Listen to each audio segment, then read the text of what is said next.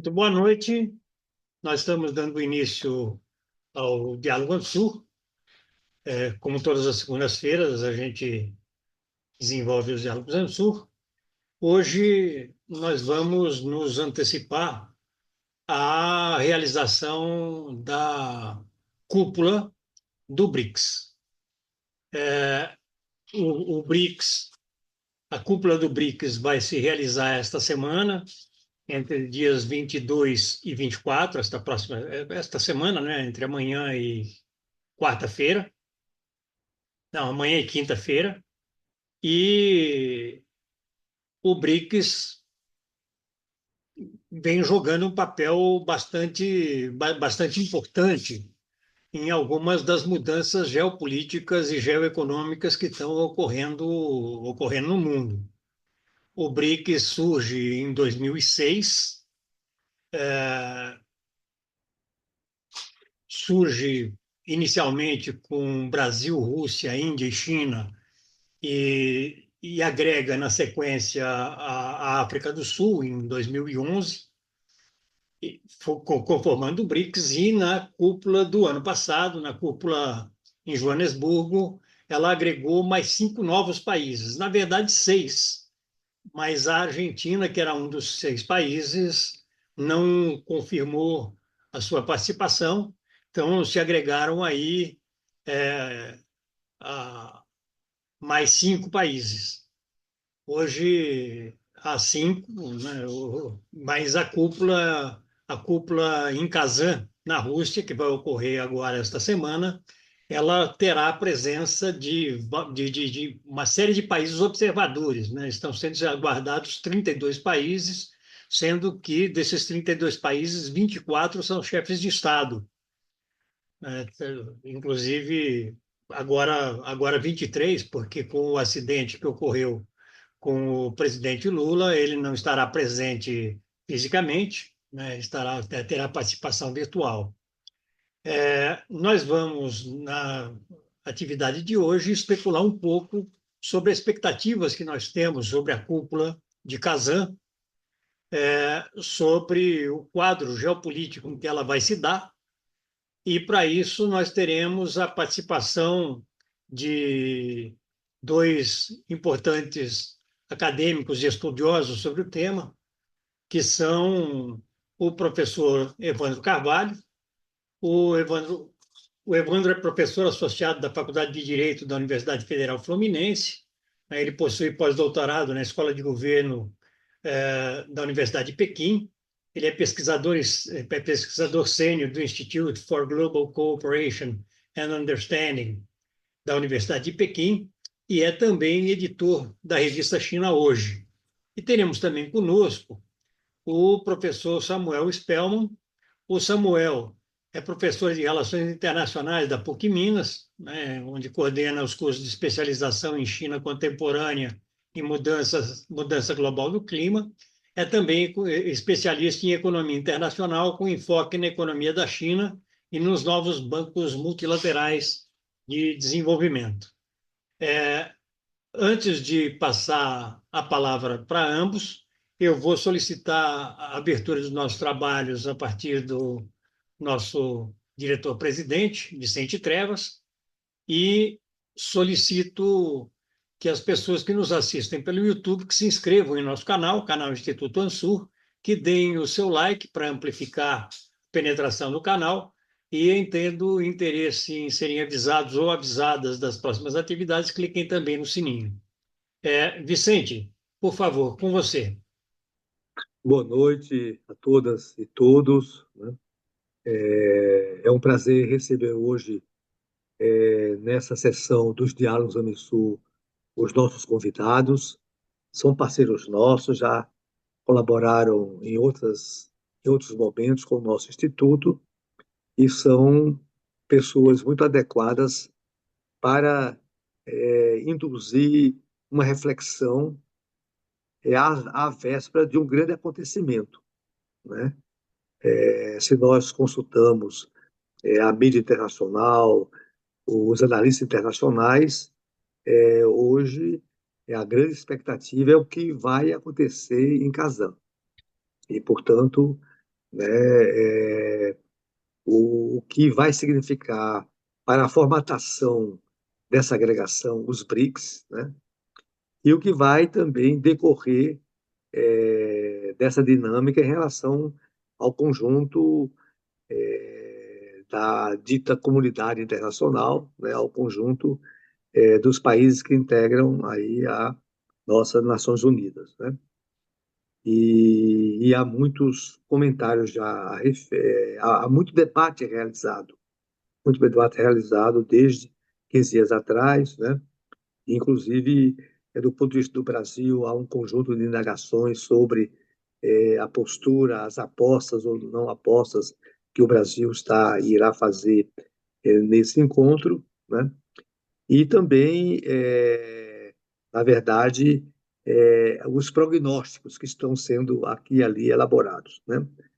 Do nosso ponto de vista, né, nós queremos, a partir das considerações iniciais do Evandro e do Samuel, né, iniciar um diálogo capaz de nos ajudar a entender o que está em jogo, o que estará em jogo nessa cúpula dos BRICS, né?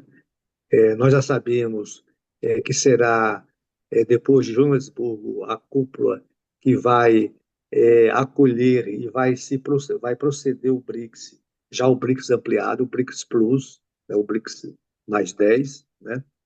Há toda uma demanda de países querendo se vincular, se associar a essa iniciativa, né? E, inclusive, há toda uma percepção do que se poderia chamar o Ocidente coletivo, ou as potências ocidentais dominantes, também uma preocupação de que se estaria formando um bloco alternativo, né, em relação à ordem internacional baseada em regras, segundo a definição da diplomacia dos Estados Unidos, né? E aqui duas considerações que eu gostaria que pudéssemos levar em conta, né, nesse diálogo. Primeiro, o contexto da reunião de Kazan, né? Será realizada 22, 23 e 24, ou seja, no momento em que a cena internacional vive eventos e situações de confronto, né? E aqui, confronto em relação à guerra da Ucrânia, o seu significado, né? Confronto em relação à Palestina, o seu desdobramento, o seu significado e as suas sinalizações. Também confronto em relação a, a uma política dominante do hegemon, no sentido de aplicar aos países sanções e, portanto, interditar as suas possibilidades de futuro, né? Só para relembrar, tanto o, a Rússia, né? A China, o Irã, que agora adentra, né? São países que são objeto de sanções pelos Estados Unidos e pela União Europeia, né? Portanto, nós temos um contexto, né, diferente de 10 anos atrás. Embora 10 anos atrás, 2014, foi um acontecimento estratégico, que foi a cúpula de Fortaleza. O Brasil era presidido pela Dilma Rousseff. E esta cúpula, na minha visão, ela levou ao BRICS a uma inflexão na medida que se constituiu, né, um fundo significativo, né, capaz de enfrentar as contingências, né, e também o lançamento do New Development Bank, né? Então, na verdade, uma espécie de FMI 2, né, Banco Mundial 2, claro, eu estou aqui fazendo uma comparação não correta. Mas o fato é que, naquele 10 anos atrás, o processo BRICS, porque é importante entender o BRICS como um processo, ele sofreu, na cúpula de Fortaleza, uma inflexão. 10 anos depois, nós estamos para também perceber uma outra inflexão, né? Qual será essa outra inflexão? Em que direção? É só ampliação de participantes? É ampliação de agendas, né? São indagações importantes. E aqui também é muito relevante nós percebemos o posicionamento dos BRICS originais, né? Como, né, o Brasil vai para esta cúpula, como a Rússia vai para essa cúpula, como a Índia vai para essa cúpula, como a China e a África do Sul. Também é importante, né, saber que apostas esses fundadores, né, esses membros originários, né, dessa articulação estão fazendo suas apostas, estão definindo suas expectativas, né? Então, é nesse contexto que nós queremos que a sessão de hoje possa trazer considerações, possam trazer reflexões e informações sobre essa semana que será muito importante. Muito grato, Granado, passo a você as suas considerações. Obrigado, Vicente. Começamos, então, imediatamente com o professor Samuel Spellman. Samuel, por favor, com você. Pronto, perfeito. E primeiramente agradecer ao Roberto Tevas e ao seu irmão Vicente Tevas pelo convite, tá certo? Por estar aqui compondo essa mesa junto ao Unisur, né? E estar participando de um debate tão fundamental que é, no limite, definir como é que vai ser a agenda dos próximos anos desse grupo heterodoxo, né, de pensamento econômico global que constitui, na verdade, uma coletividade de estados que visam hoje, né, evidentemente com agendas díspares, mas visam uma alteração no sistema global de maior ou menor grau. E eu abro com essa chamada, porque a situação não poderia ser outra, né? Eu estava revisitando hoje mais cedo aqui alguns dados e, assim, a condição econômica do globo mudou debaixo dos nossos pés. Em 92, pessoal, os cinco BRICS originais, eles compunham cerca de 15% da economia global, enquanto o G7 compunha 45%. Ambos empataram em 30% 2 anos atrás, em 2022. Então, essa igualdade, né, essa equalização, na verdade, ela propõe uma mudança que, na verdade, ela vem muito ali no rescaldo de alguns atores fundamentais que a gente tem no globo, né?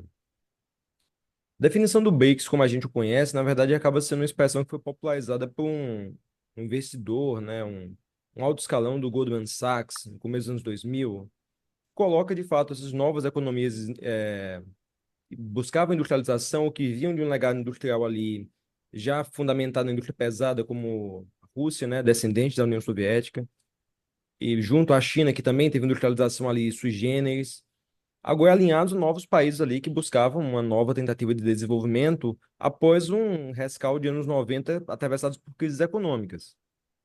Mas que chega nos anos 2000 propondo uma agenda nova, uma agenda positiva, uma agenda pautada no quê?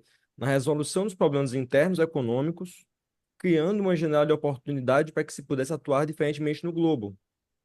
E que se pudesse atuar nesse globo, criando as condições materiais para que o desenvolvimento fosse pensado agora de um ponto de vista coletivo, mas também colocando em perspectiva a liderança de parceiros regionais de maior peso em regiões que, de forma geral, ainda estavam significativamente instáveis, dadas as mesmas crises econômicas dos anos 90.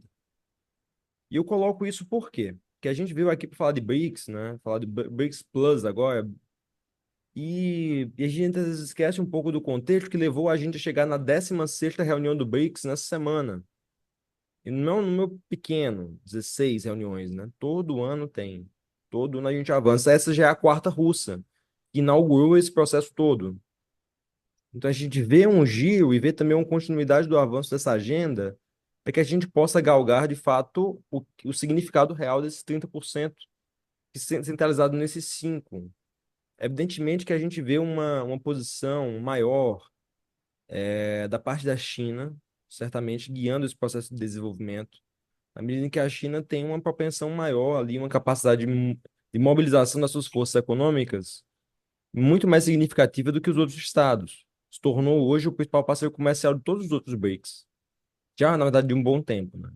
Ocupa mais de 30% da pauta comercial brasileira, mas a agenda é construída pela coletividade dos cinco, agora crescida dos outros cinco. Essa pauta também ela é construída fora do Fórum BRICS, porque existe agora também uma existência econômica distinta, não inteiramente autônoma, mas certamente distinta do novo Banco de Desenvolvimento e da sua atuação em relação à própria instituição. Porque o banco ele começa a devolver um pouco do seu pensamento político e econômico agora para a atuação dos estados. Mas depois eu vou abrir um pouco nesse ponto. Que, na verdade, antes voltar um pouco e botar a bola no chão, para a gente entender o que é o Fórum em Kazan, né? Esse quarto Fórum Rússia dos BRICS. Kazan, pessoal, ela é basicamente uma cidade a cerca de 900 quilômetros de Moscou. Kazan ela é uma cidade que ela é capital de uma república autônoma dentro da Rússia, né, que foi fundada como República Socialista Autônoma. E ela é uma das cidades que o Lenin tem uma passagem lá. Basicamente, é uma cidade que ela é rota entre o núcleo russo europeu ali e a Ásia Central. Isso não é escolhido por acaso, né? A expansão econômica russa, como Estado Nacional, ela acontece nessa via, mas que ela propõe o quê? No limite, a escolha disso vai ter que ver entre leste e oeste. Vai ter que ver com o posicionamento da Rússia agora nessa nova etapa do seu desenvolvimento, onde ela volta a ocupar uma das 10 posições prioritárias nas economias globais. A Rússia voltou, né? E ela não volta somente com esse ímpeto, né, do conflito na Ucrânia, mas volta também com um reordenamento do seu próprio Estado em vias de desenvolvimento. E volta também com uma estratégia nacional, agora para esse mesmo globo, uma estratégia que envolve não somente um entorno estratégico russo, né? Mas envolve uma atuação crescente na África, envolve uma atuação aqui na América do Sul, né? E isso talvez vai ter que ver com os novos candidatos ao BRICS. Bom, Kazan, então, portanto, ele vai acontecer, esse nosso fórum, durante 3 dias, né? Tem uma divisão temática também dentro dos 22, 23 e 24 de outubro. A gente tem 22 e 23, vai ser guiado pela temática fortalecendo o multilateralismo para a segurança e para o desenvolvimento global justo.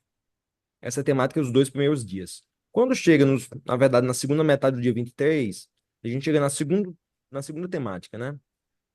Chamada BRICS e o Sul Global. Construir juntos um mundo melhor. Essas duas agendas, elas guiam, acho, basicamente, o fio condutor do que é a agenda da Rússia, o país sede desse ano, para esse momento. De um lado, o fortalecimento do multilateralismo, com vistas ao desenvolvimento e segurança, e do outro lado, uma construção conjunta de um mundo melhor, pautada pelo Sul Global. Ou seja, a gente tem uma escolha pré-determinada do que é que são os signos que guiam esse construto ideal do que são os BRICS agora. Um grupo multilateral de países em desenvolvimento que pensam no Sul Global com agendas distintas. Agendas para o desenvolvimento e para a segurança coletiva. Essas são agendas que talvez, para nós da América do Sul, não tenham uma relevância muito significativa, nominalmente a agenda de segurança internacional. Mas para os países do BRICS que compõem a Ásia, a gente já vê uma existência significativa há muitos anos, né?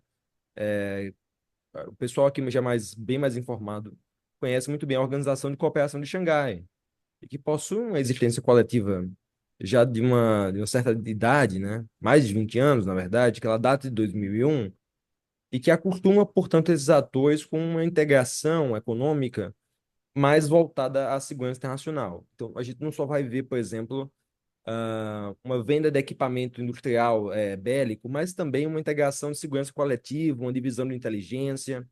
Isso são agendas que compõem um posicionamento estratégico de um sul global que agora se coloca também como parte desse grande tabuleiro global, agora com agência, portanto. Não é só um sul global que recebe mais a ofensiva. Então, construir juntos um mundo melhor vem também com um outro detalhe, que é a oportunidade que um fórum bilateral desse nível propõe. A reunião de chefes de Estado numa cidade determinada, em um fórum específico de intensa atividade, com agenda que chega basicamente para as autoridades, somente quando elas estão no avião, né, indo para lá, agenda de altíssimo segredo estatal, uma agenda também que é interesse nacional de cada estado. Então, a gente vai ver o que, na verdade? Uma série de eventos preparatórios para essa reunião agora do BRICS já vinham acontecendo de antes. Reunião de intelectuais, proposição de agenda comum, entrevistas coletivas do presidente da Rússia, uma série de outros construtos. Mas eu gostaria de chamar a atenção para alguns eventos que já aconteceram nesses últimos dias, que talvez sejam interessante ressalte nessa reunião. Por exemplo, o basicamente o presidente dos Emirados Árabes Unidos, né, Mohammed bin Zayed, ele é o famoso MBZ, né, em oposição ao MBS da Arábia Saudita. O bin Zayed, ele já chegou na Rússia dias antes para já ter reuniões fechadas com Putin. Isso aconteceu já desde ontem. Os Emirados Árabes Unidos, na verdade, têm participado intensamente da geopolítica asiática, notadamente não só com atuação própria dentro do Golfo Pérsico, como também agora com uma ligação maior com os outros parceiros do BRICS. E já entrou ano passado. Esse é um dos 5 parceiros novos do BRICS, que nesse ano vão ter voz ativa e possibilidade de diálogo de igual para igual. Evidentemente que algumas instâncias, sobretudo na medida financeira, ainda estão sendo discutidas sobre relevância e igualdade. Mas esse tipo de fórum cria a possibilidade de diálogo direto entre chefes de Estado. Inclusive, daí a perda, né, que é necessário ressaltar da não presença do presidente Lula no evento. Entretanto, outros chefes de Estado estarão presentes. O presidente Xi Jinping vai estar, o primeiro-ministro Modi vai estar, o presidente do Cazaquistão já confirmou presença. Esses novos atores que vão participar da reunião, na verdade, muito provavelmente são parte dos novos candidatos. Temos 30 fechados, candidatos ao BRICS, né? E claro que isso tudo vai ser negociado, sobretudo entre os originais, mas também agora com a presença do 5+, né? E eu digo isso porque cada estado desses vai ter uma candidatura própria, vai ter poder de veto para atores regionais ou extra-regionais que interfiram com seus interesses estratégicos para a sua região e também para o globo. Ao mesmo tempo, a gente vai ver uma transversalidade maior. Existe aqui no Brasil uma discussão muito bem colocada, eu acho, não é uma discussão de se jogar fora, que é sobre o potencial de conclusão dos BRICS, potencial de efetivação de uma agenda nacional, quando o BRICS é maior ou quando o BRICS é menor. Ou seja, um BRICS mais amplo ele alcança objetivos mais estratégicos, ou um BRICS mais amplo ele reduz o potencial de atuação do Brasil. O que é mais efetivo? Isso, de fato, vai ser colocado não só em xeque, mas vai ser discutido abertamente nesse nosso BRICS. Além disso, isso coloca parte da nossa inteligência dividida em lados, né? É necessário que a gente pense sobre essas questões à medida em que essa atuação ela tem uma repercussão com a nossa participação direta ou não. O BRICS, ele acontece. Ele tem uma resistência real. Ao mesmo tempo, isso influencia, e aqui eu já vou encaminhando para os meus finalmente dessa introdução, essa nova participação nesse evento agora, ela na verdade propicia o quê? A criação, na verdade, do que é que vai ser a planta, né? A planta base, o nosso projeto, do que é a cooperação daqui para diante, o que é o multilateralismo dos BRICS daqui para diante. É esperado que a declaração de Kazan, na verdade, ela seja uma fotografia, né, um documento básico dos próximos 10 anos de cooperação entre bloco, da mesma forma que houve alguma coisa nesse sentido na Declaração de Brasília. Aliás, perdão, no Fórum de Fortaleza. E isso por quê? Porque esse é o contexto, na verdade, que define o meados da década e que a gente começa a ver, na verdade, a implementação de algumas agendas que foram propostas já há algum tempo. Está circulando muito o debate ali sobre o que é o BRICS Pay, né? E a gente já daqui a pouco a gente começa a falar um pouco disso. Mas para além de um mecanismo de financiamento multilateral baseado num banco, ou seja, de empréstimo e de recuperação de dívida ou de possibilidade de fornecimento de crédito internacional, a gente vai tendo o quê? A gente vai tendo, na verdade, a criação dos primeiros instrumentos de, de ordem bancária, mas também de funcionamento da finança entre os estados, que permitam comunicação direta, sem interferência da moeda-chave do globo, que é o dólar. Vai se criando uma condição de rompimento, né? Ou de, pelo menos, de existência independente. Há um desligamento, né? Pelo menos uma autonomização dessa mesma condição. Isso aí recupera os debates que o Samir Amin já tinha décadas atrás. Então, isso tudo vai ser definido agora, isso tudo começa a ser implementado agora. É evidente que isso herda das reuniões anteriores algum caráter. Existe alguma continuidade imanente ali. Mas a natureza do Estado que controla a reunião define a agenda que é discutida nele. Então, portanto, estamos aqui né, evidentemente, não presencialmente, mas estamos diante do que é a consubstanciação do BRICS Plus, agora em Kazan. Então, essas alternativas que a gente vai vendo, elas vão sendo colocadas adiante agora. Como vai ser esse sistema de pagamentos? Como a gente estrutura uma dinâmica multilateral? Vai se conversar sobre uma organização multilateral de fato? Ou seja, uma institucionalização do bloco? Ou permanecemos por enquanto na dinâmica bancária? E, por fim, cabe a discussão sobre que novos estados vão compor o bloco, né? Muitos estados foram ventilados, evidentemente, algumas economias têm um papel ali significativo em suas regiões, né? Como Indonésia, Turquia, que solicitou no último mês, eu acho, setembro, salvo engano, a filiação ao BRICS, mas também Bielorrússia, Colômbia, uma potencial atuação do México maior agora na região, né, com a nova presidenta, mas também algumas que já se espera há algum tempo que talvez integrem, né, como o Cazaquistão, por exemplo. Então, isso tudo fica no ar, isso tudo são decisões que vão sendo tomadas e anunciadas ao longo dessa semana, né? A gente deve ficar sabendo mais de maiores detalhes disso quinta e sexta-feira. Mas é bom que a gente coloque isso na pauta para que a gente veja, de fato, a dimensão do que é esse BRICS em Kazan e de quais são as repercussões para as próximas reuniões que ainda temos esse ano, né? Como o G20 aqui no Brasil. É, eu acho que essa minha fala, na verdade, ela serve de introdução para a gente começar, de fato, a botar a bola no chão e ver o que é como pensar o Brasil agora, tendo esse ponto de vista desenhado. Não existe, pelo menos desde o meu ponto de vista, não existe ignorar ou fingir que não está acontecendo essa reunião. Existe, na verdade, o quê? Existe pensar uma agenda propositiva para o Brasil que tenha em vias o nosso potencial, mas também as nossas limitações geopolíticas.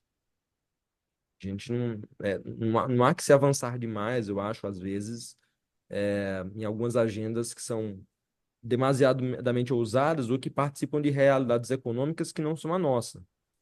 Há que se pensar o Brasil no BRICS e o potencial incipiente disso. Eu falo disso porque nós somos um país que temos um histórico traumático com instituições multilaterais de desenvolvimento. O Brasil ele tem um histórico com o FMI que é péssimo, é traumático, reacional, é uma coisa realmente horrível. Mas nós escapamos bem. Por causa disso, ficou um trauma também com o empréstimo internacional, ou com a finança multilateral baseada no dólar. Só que nós somos financiadores não só do FMI, como também de um banco próprio que ampara esse tipo de financiamento.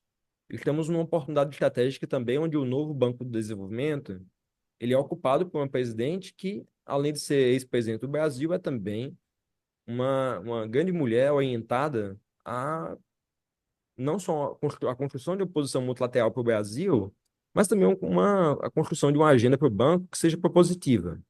A gente acabou de pegar dois empréstimos significativos com o banco, que são um voltado à recuperação do Rio Grande do Sul como estado, recuperação econômica amplíssima, né? Que parte dessa recuperação parte do financiamento do banco, e o outro é voltado à reindustrialização brasileira com uma capitalização do BNDES. E, no entanto, a abertura dos dois, notadamente a do BNDES, já gerou uma repercussão negativa aqui no Brasil. Então vejam como o jogo não é fácil. Jogo do financiamento multilateral não é fácil, mas a gente não pode seguir ignorando esse tipo de fato. Além disso, no próximo ano, nós é que vamos sediar o BRICS. O BRICS desse ano, ele gera essas consequências. Nós vamos ter esse papel central ano que vem, da mesma forma que esse ano tivemos o papel central no G20. Então, isso tudo tem que partir, tem que convergir para uma agenda brasileira que pense, de fato, um país com agenda própria, um país com agenda que proponha também. Não necessariamente divergente em todos os aspectos, mas que se coloque, né, nesse mundo novo que se abre diante de nós. Então, eu acho que eu deixo pelo menos meus comentários por aqui, que ia passar a palavra para o Evandro, talvez, ou se eu devolvo para o Granado antes. Agradeço muito, Samuel. Eu passo, então, já imediatamente para o Evandro. Evandro, com você, por favor. Bom, primeiramente, gostaria de agradecer imensamente pela oportunidade de novamente encontrar aqui com vocês. Esse é um grupo de altíssimo nível, né, que impõe uma responsabilidade muito grande, né, para provocar uma reflexão, um debate, e que vocês também têm várias outras questões interessantíssimas que eu gostaria também de ouvir para aprender com vocês. Mas foi ótimo o Samuel ter iniciado porque traz, né, um enquadramento desse contexto todo dessa 16ª cúpula. Para a gente aqui, eu até me senti um pouco mais à vontade para aproveitar, né, esse espaço aqui para levantar uma série de questões. Então vamos lá, para a gente não ficar perdendo tempo com esses prolegômenos, né? Bom, primeiramente, de fato, a gente tem aí um momento interessante, né, dessa 16ª cúpula em função desse acréscimo de mais 4 membros, né, porque a Arábia Saudita até agora, de fato, não se pronunciou se vai se juntar ou não, né? A Argentina, no momento, está em compasso de espera, o BRICS está de portas abertas para os argentinos, então temos aí o ingresso do Egito, Emirados Árabes Unidos, Etiópia e Irã, né? Mais 4 países, o BRICS vai a 9, né, nesse BRICS+. É importante também dizer que é o seguinte, essa proposta de expansão ela já vinha sendo alimentada pela China inicialmente com a proposta dela do BRICS Plus. Eu, salvo engano, isso foi já em 2015, tá? Esse já era um debate que estava posto pela China, mas que havia uma resistência de praticamente todos os países, a Rússia talvez menos, o Brasil com certeza. O argumento do Brasil é que os diálogos de outreach que vão acontecer exatamente no último dia dessa cúpula, né, onde se junta todos os países convidados observadores, como disse o Samuel, o tema do Sul Global, né, o tema mais amplo, né, desse último dia, né, por conta disso. Então, o Brasil achava que esses diálogos, né, de outreach já seriam suficientes, porque cada país que cedia faz um convite a outros, né? Em princípio, era um número até bem menor, agora chegamos a esse número extraordinário aí de mais de 20 países, né, fazendo parte desses diálogos de outreach. Mas a China que tinha essa proposta do BRICS Plus, né, o nome era esse, não era nem um salzinho o sinal de mais, e havia sempre uma certa resistência, mas essa era uma agenda da política externa chinesa muito clara, né? O novo Banco de Desenvolvimento, ele no seu tratado constitutivo, e que é, portanto, uma organização internacional, como todos nós sabemos, mas para quem está aqui nos acompanhando, né? O novo Banco de Desenvolvimento, no seu tratado constitutivo, ele está aberto para qualquer país, inclusive os países desenvolvidos, que não podem, no entanto, serem tomadores de financiamento, né? Mas no caso do BRICS, o BRICS, como essa plataforma informal, agrupamento, ou organismo, como a gente queira dizer, né, informal que seja, ele é um projeto voltado para os países em desenvolvimento, né? Quer dizer, é de certo modo inconcebível, né, pensar que um país desenvolvido possa integrar o BRICS. Pode integrar o NDB.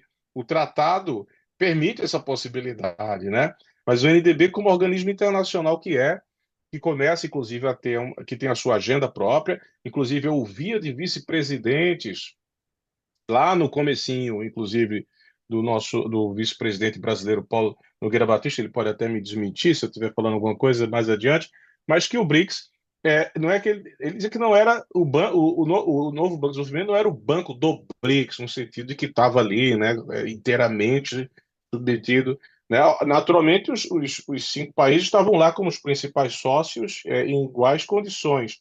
Mas, de fato, dá a entender mais ou menos essa afirmação dele, na medida em que o novo Banco de Desenvolvimento tem um tratado constitutivo que, inclusive, permite se ampliar para outros membros que não necessariamente são os membros que vão integrar, como é o caso agora do BRICS+, o BRICS como essa plataforma voltada para os países em desenvolvimento, né? Então, eu já volto a esse tema. Bom, hoje, com essa ampliação, esse BRICS+ abrange hoje 3,27 bilhões de pessoas, que corresponde, olha só, a 41%, 41,13% da população mundial. É quase metade. 9 países, claro, o peso aí da China e a Índia é enorme, né? Porque dentro desse universo, esses 2 países respondem por 87%, né, da população do BRICS, né? O BRICS também representa, acho que são números também interessantes, 37,3% do PIB mundial. O G7, o PIB global do G7 é 30%. Né? Então, essa é uma informação também interessante, né? Muitos de vocês já sabem, mas é sempre bom a gente retomar, quer dizer, o PIB hoje do BRICS mais supera o PIB do G7. Né? Esse é um ponto importante. E aí onde eu começo a chegar no nosso ponto de reflexão é que, desde a sua origem, né, qual era a principal agenda que a gente, me parece, não pode esquecer do BRICS, né? Era a reforma das organizações internacionais. Esse tema da reforma, né, que coloca, portanto, o BRICS como agenda reformista, né, da ordem internacional ou do sistema internacional, a gente pode até explorar um pouco mais isso, mas vamos dizer assim, a razão de ser do BRICS lá atrás, né? Naquele contexto em que, no início do século XXI, teve aquela crise econômico-financeira que teve como epicentro os Estados Unidos em 2008, o ano exatamente, né, de criação ali do surgimento do BRICS, antes disso foi a primeira cúpula. Já havíamos passado pelo ataque às Torres Gêmeas, né, que já insere no mundo uma agenda pesada de segurança.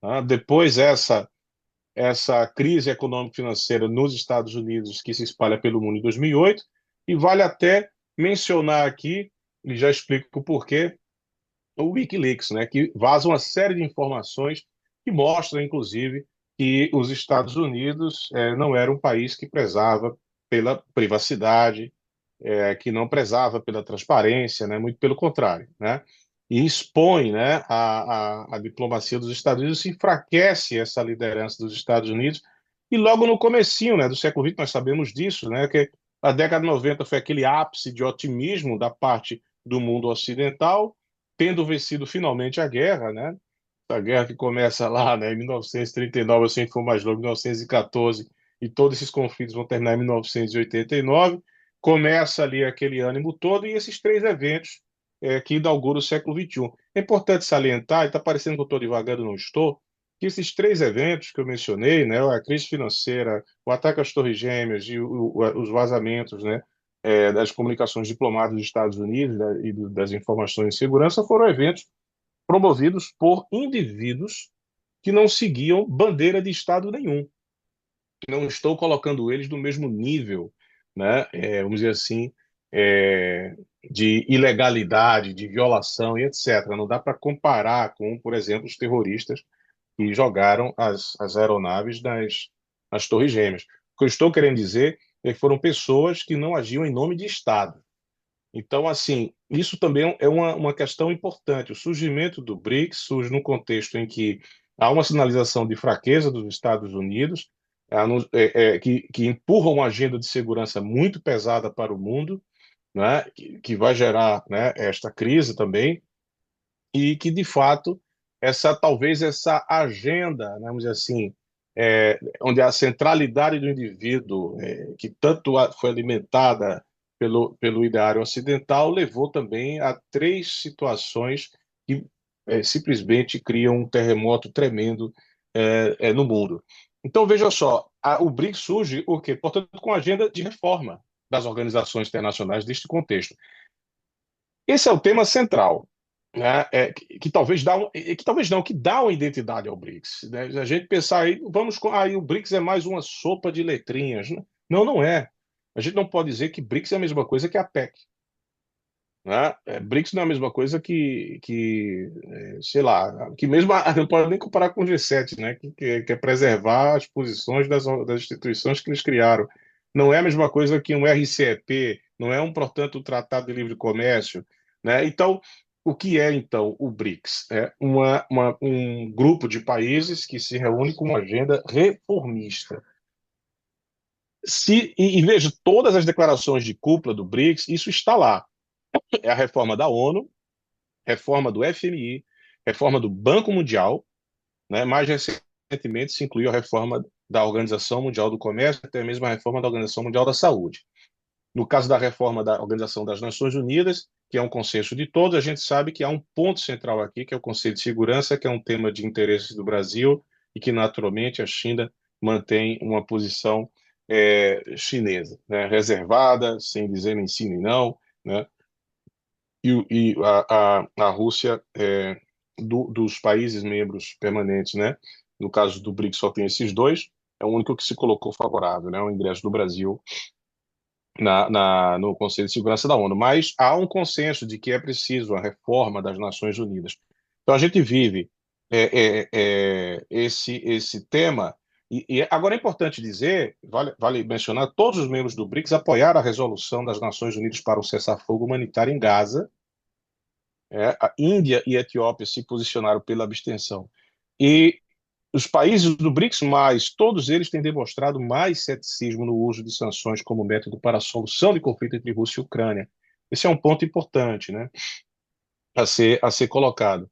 Mas veja, eu queria primeiro sublinhar isso, né, essa questão da reforma das organizações internacionais, que ela se insere num debate maior, um debate sobre a reforma do sistema internacional, que é a reforma da estrutura de poder, e aí, claro, vivemos um momento, né, onde há uma espécie, né, de terremoto, né? As placas tectônicas, né, do poder do sistema internacional estão se movimentando, Estados Unidos tentando ali manter a sua postura no topo da pirâmide, né, e a China avançando cada vez mais dentro dos espaços, né, na medida em que essas placas tectônicas se movimentam. Mas, sobretudo, a reforma da ordem internacional, portanto, das regras, e dessas regras expressas nas organizações internacionais, né? A China tem adotado uma política externa muito interessante porque ela tem criado e promovido algumas iniciativas multilaterais de organismos internacionais. O Banco Asiático de Investimento em Infraestrutura foi uma iniciativa dela, por assim dizer, né? Mas, enfim, dentro do BRICS, o NDB, e você vai ter outras iniciativas como a iniciativa Central e Rota, enfim, mas falando de organismos internacionais, o NDB, o AIB, a Organização de Cooperação de Xangai, é como se, em alguma medida, fosse sendo criado um novo sistema de organismos internacionais, não para competir, mas uma espécie de paralelo, né? Quase dentro daquela lógica de cópia, mas não é bem uma cópia, né?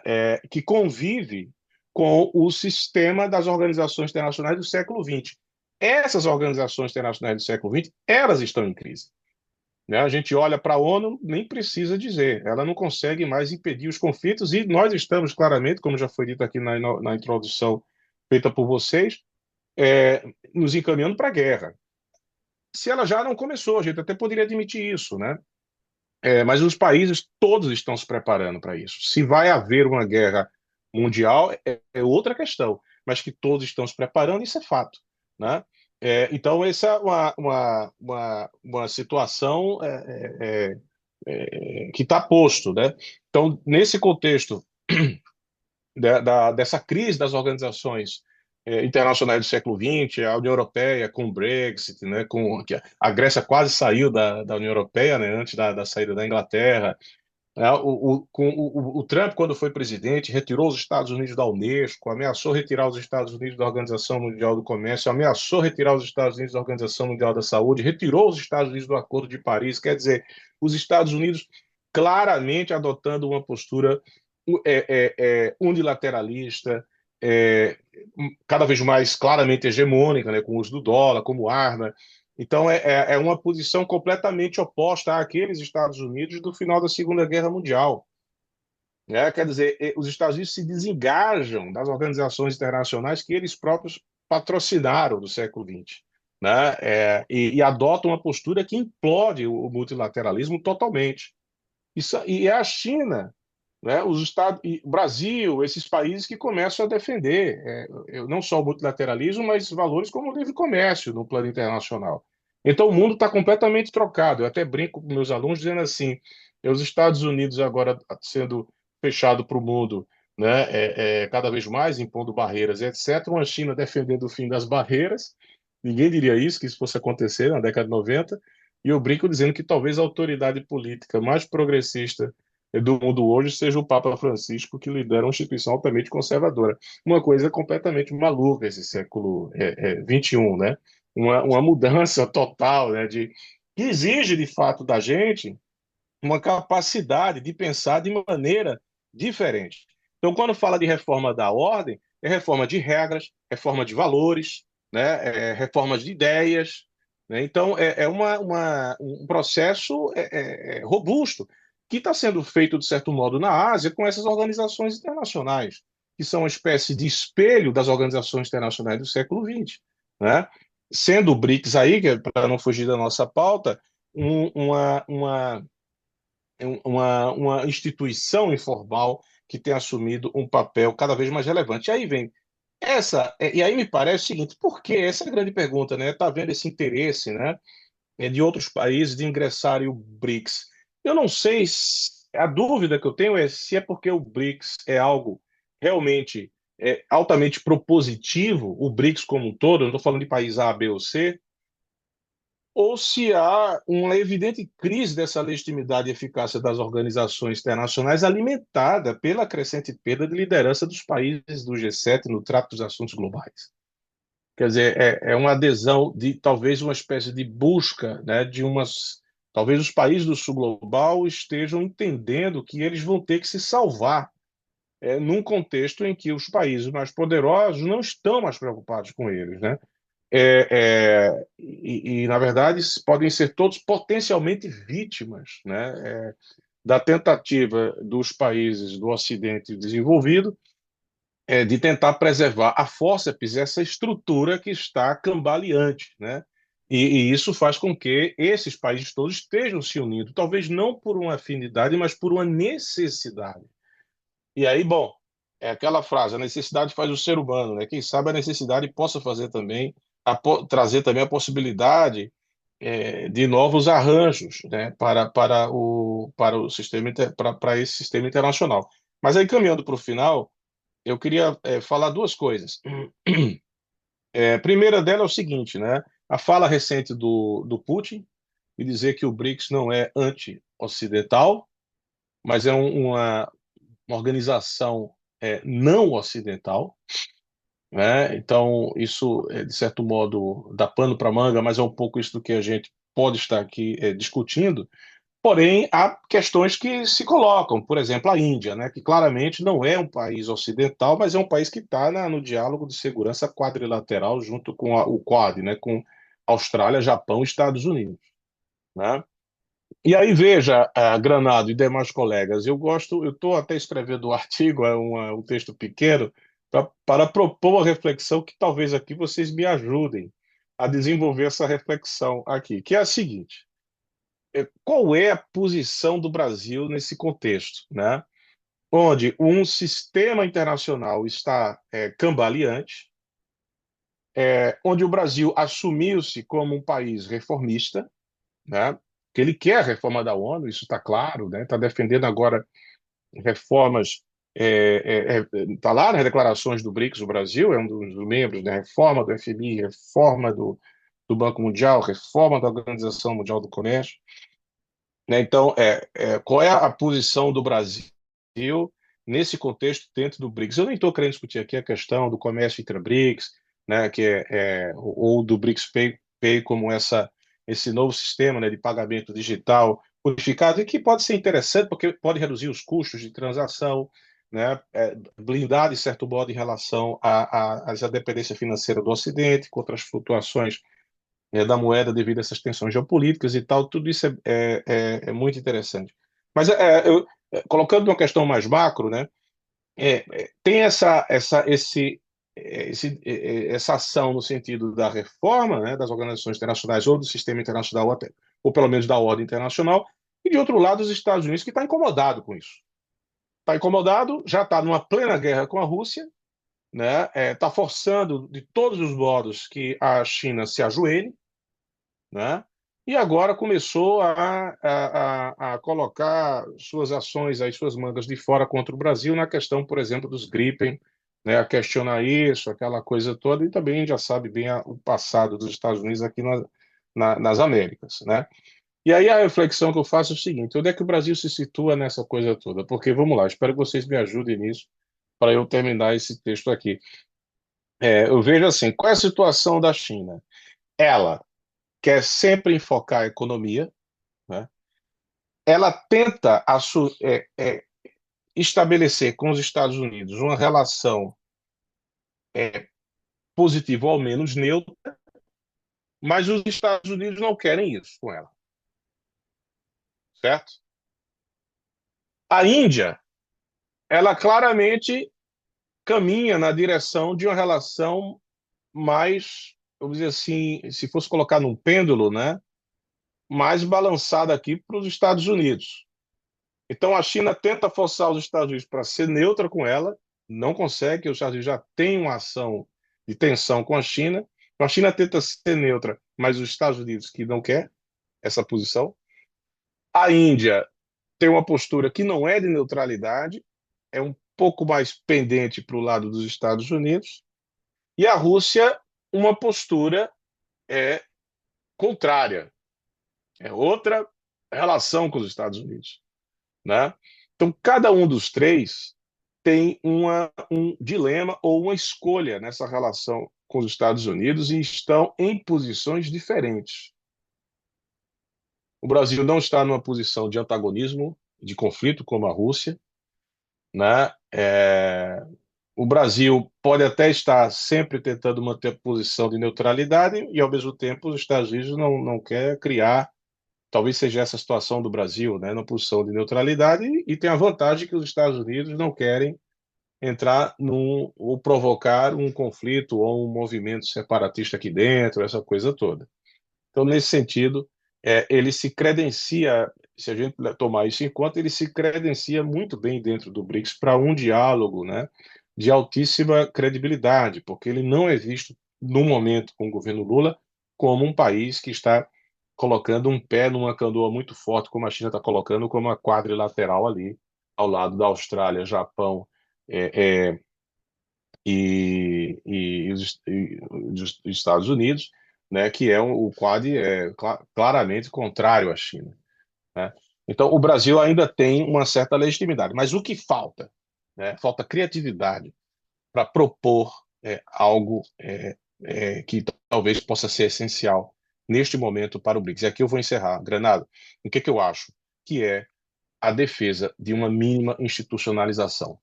Eu escrevi alguns artigos em 2022 defendendo isso. Teve uma reunião fechada de um think tank aqui no Rio de Janeiro, dias antes da primeira invasão russa da Ucrânia, né, em que eu defendia a institucionalização do BRICS. Todo mundo era contra, com os argumentos mais diversos de que isso vai aumentar custo, vai reduzir a eficiência, e que não há necessidade, etc. e tal.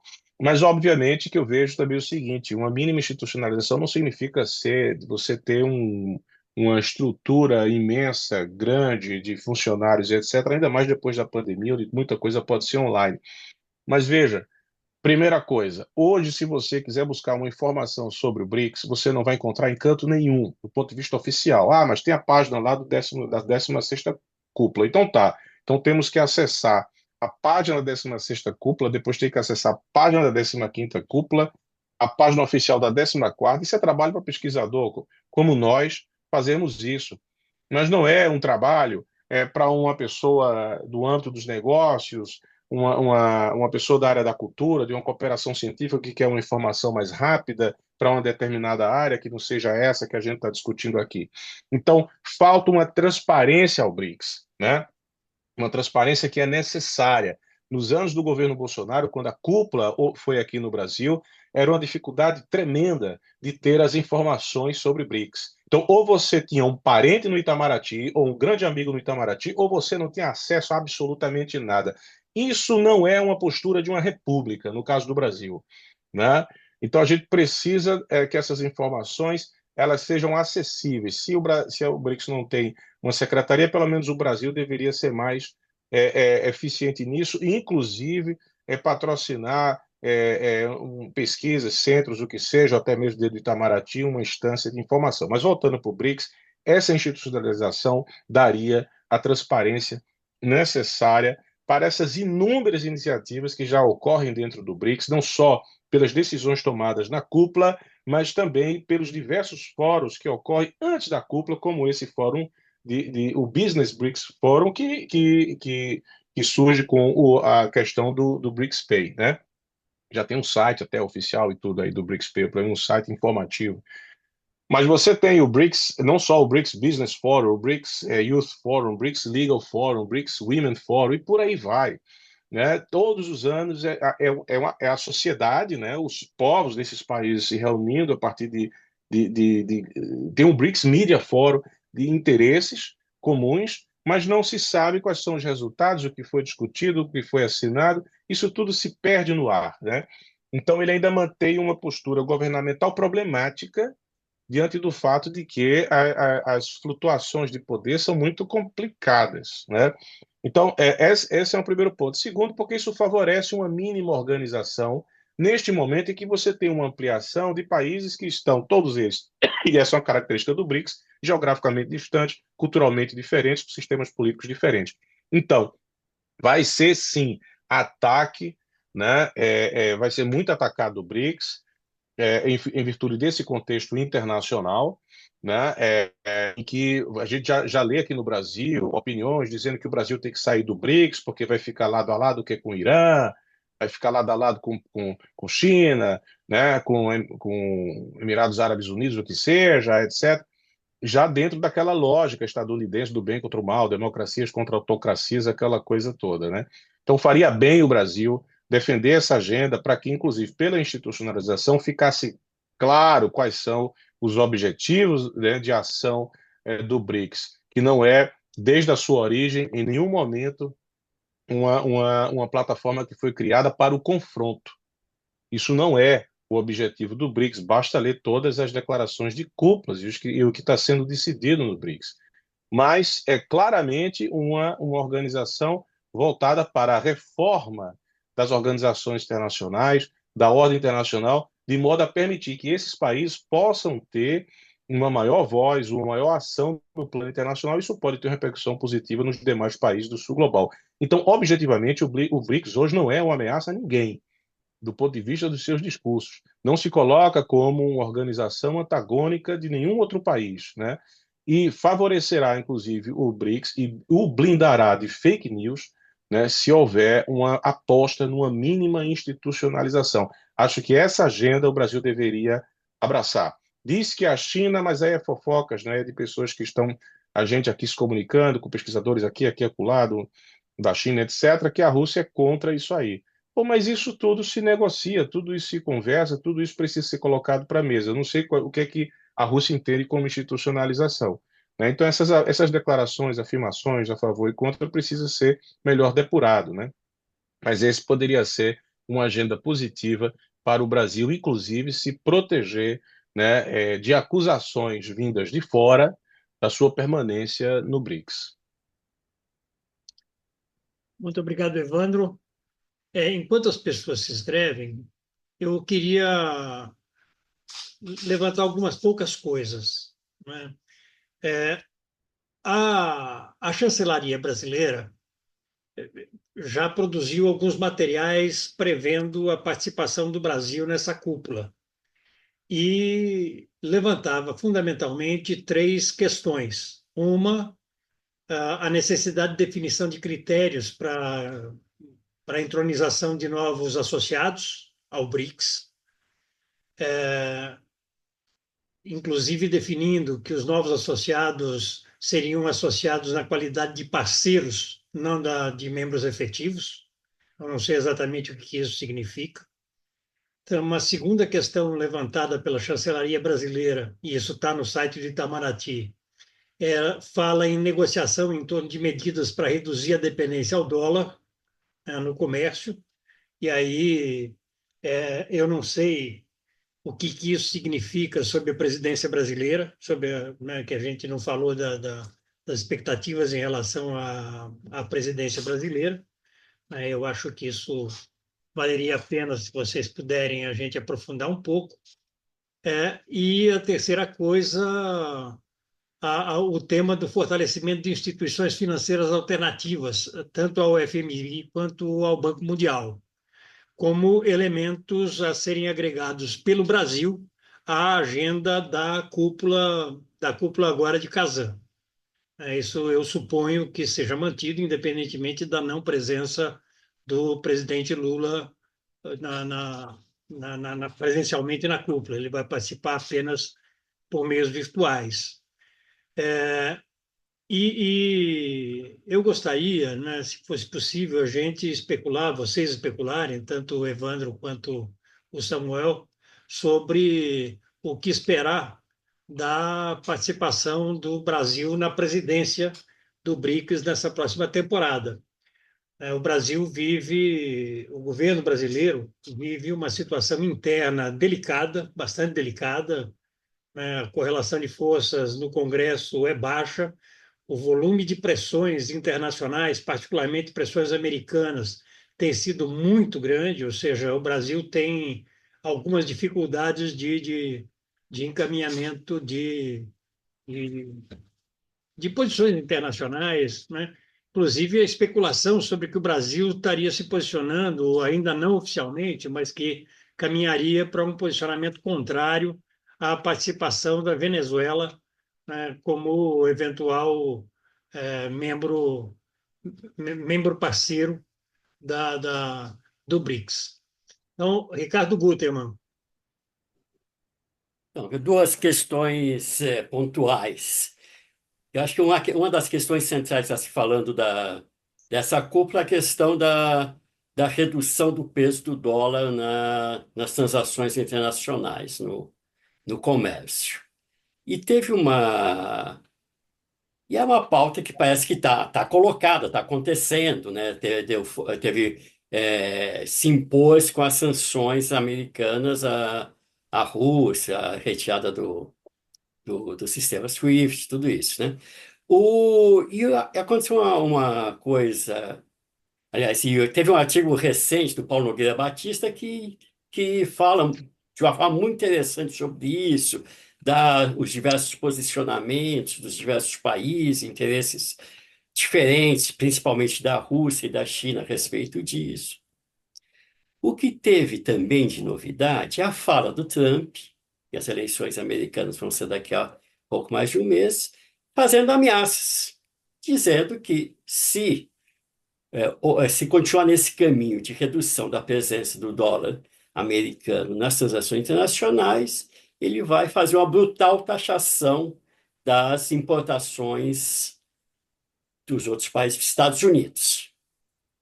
Então, uma ameaça.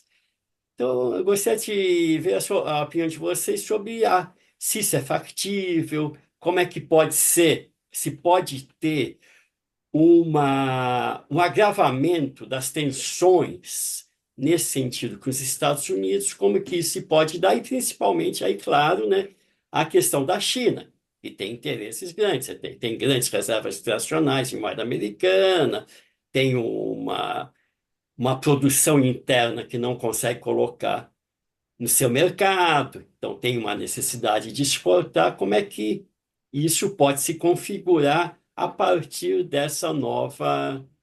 dessa colocação. O que em outra escala também pode se dar, dependendo das circunstâncias, se os democratas se elegerem também, não é fora de cogitação. Então, a reação do mundo ocidental a essa pauta, que me parece a pauta central dos BRICS nesse momento. E uma outra questão que o Leonardo também levantou, que não é uma questão tão geral, mas vai ter muita repercussão aqui no Brasil, que é a questão da Venezuela. Como é que pode se dar isso? Principalmente porque existem fortes relações da Venezuela, tanto com a Rússia como com a China. Como é que pode se dar a negociação dessa questão? Apesar que, particularmente, acho que não tem nenhum cabimento esse veto do Brasil ao ingresso da Venezuela. Só isso, obrigado. Obrigado, Ricardo. Tadeu Valadares. Não, claro, de início, de imediato, agradecer a fala dos dois palestrantes, né, do Evandro e do Samuel. Eu acho que as duas, de certa maneira, se complementaram para nos dar a todos uma espécie de quase um mural sobre, né, desde a gênese dos BRICS até a cúpula agora de Kazan. Então, eu queria muito agradecer, aprendi muito com a fala de ambos. Agora, eu me recordo que o Evandro disse, não, eu vou falar e depois a gente faz umas provocações, vamos ver o que é que vai rolar daí, né? O que é que pode se desenvolver.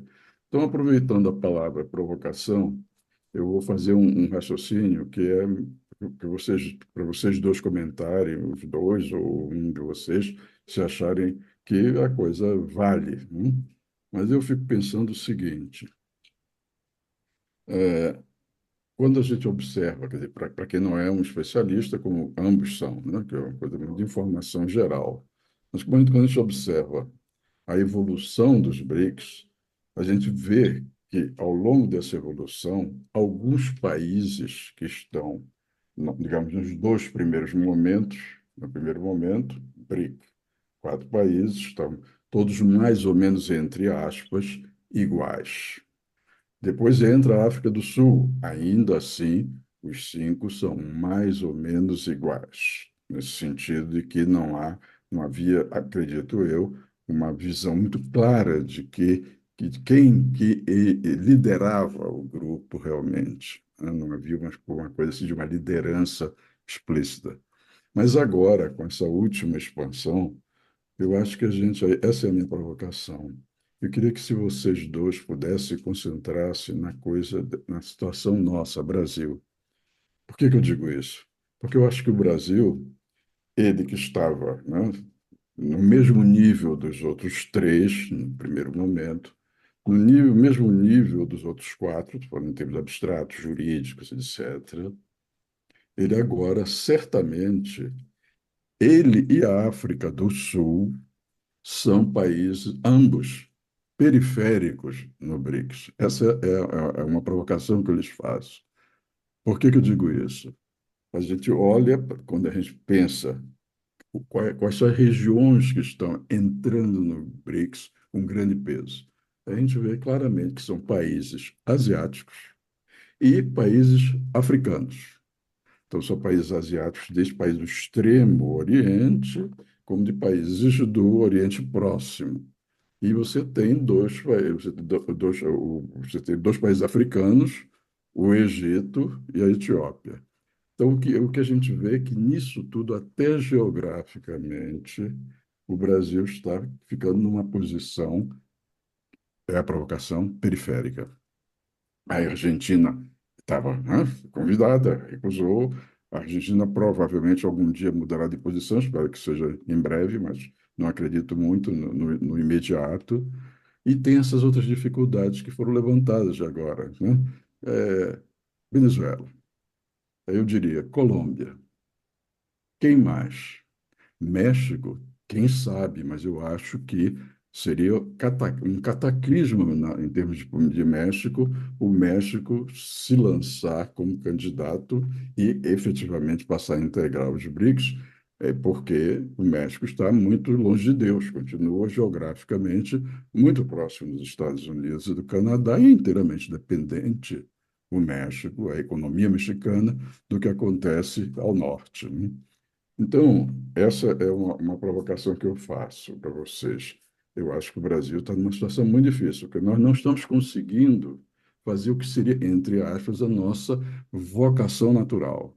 Era de sermos uma hegemonia benigna para a América do Sul, se não para a América Latina, mas para a América do Sul, certamente.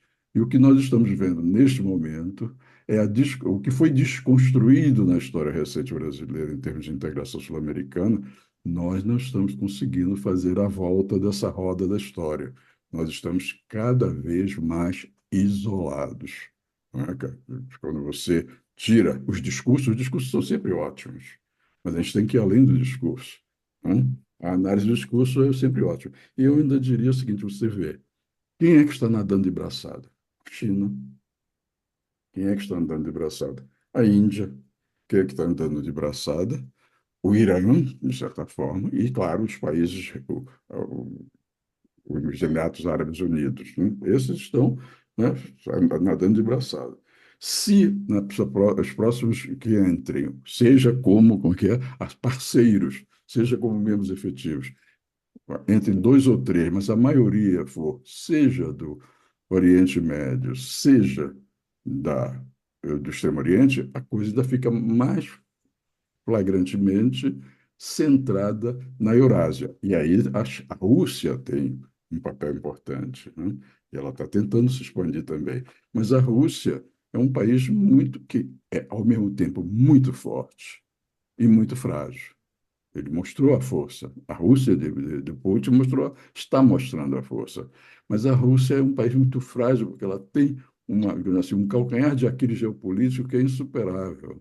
Ela tem território imenso para a população pequena, e todos os demógrafos dizem que a população russa já não está conseguindo se repor, já está entrando naquela fase de decadência, que é uma coisa mais ou menos comum a praticamente todos os grandes estados no mundo, e mesmo os pequenos e médios, mas os grandes certamente. Mas o caso é que a Rússia, ao diminuir, ela tem uma preocupação, o governo russo, com a diminuição de população, que é imensa. Eles estão fazendo de tudo para evitar isso, e não será fácil. Só que tem a coisa de um enorme território para pouca população. E eu acho que tem algo que o Evandro disse que eu achei muito interessante. Primeiro que nós somos muito reformistas. Na verdade, nós somos reformistas desde sempre. Desde sempre, quer dizer, assim que nós pudemos ter uma voz na ONU, as nossas propostas foram reformistas. Elas, às vezes, né, nós tivemos momentos de absoluta aliança com os Estados Unidos, o golpe de 64 e o governo Castelo Branco foram isso no seu momento inicial, mas a gente em Itamaraty até brincava, dizemos que nós éramos tão não alinhados que nós não nos alinhávamos nem com o movimento não alinhado. Mas ali nessa brincadeira tinha um grão de verdade. Nós queríamos reforma. Então, a coisa da reforma é constante, né? O objetivo a ser alcançado é outro. Reformar a estrutura da ONU, reformar a ordem internacional, criar condições melhores para nós, hoje chamado então países do terceiro mundo, em desenvolvimento, etc. Mas o Evandro disse, a plataforma não foi criada para o confronto. Mas isso na minha visão, é quase irrelevante hoje. Porque a plataforma não foi criada para o confronto, mas o confronto chegará à plataforma, porque o confronto permeia todo o sistema internacional. Hoje, ou a gente não estaria envolvido nesse momento perigosíssimo, que é o de transição de hegemonias. Então, feitas essas elaborações muito abstratas, eu deixo as minhas provocações com vocês dois. Roberto, com você, por favor. Boa noite a todos e a todas. Eu teria uma perguntazinha aos conferencistas, a Samuel e ao professor Evandro. Tanto o Ricardo Gutmann quanto o professor Evandro, en passant, teceram alguns comentários sobre esse novo sistema de pagamento, né, proposto, né, no âmbito dos BRICS. Eu citaria, claro, um artigo do economista brilhante Paulo Nogueira Batista Júnior, denominado Construir um Sistema Monetário e Financeiro Alternativo, né? O economista ele cita que durante o ano de 2024, sob a presença da Rússia, houve tentativas parcialmente bem avançadas, né? Inclusive, foi criado um grupo de especialistas, o Paulo Nogueira Batista faz parte, o Jeffrey Sachs, aquele economista americano, tá certo? Dentre outros, para fazer uma análise sobre esse novo sistema monetário e finanças alternativo. Ou seja, uma criação de uma nova moeda como alternativa do dólar, principalmente para fazer um contraponto com o sistema SWIFT criado logo depois de Bretton Woods, que criou esse sistema, né? Essa nova moeda não seria uma semelhante ao euro, né? O economista fala que as moedas nacionais e os bancos centrais continuariam a existir em seus formatos atuais. Então, o economista ele denominou uma sigla chamada NMR, essa nova moeda de referência, né, que não teria existência física em forma de papel e nem seria uma moeda metálica, seria uma moeda digital.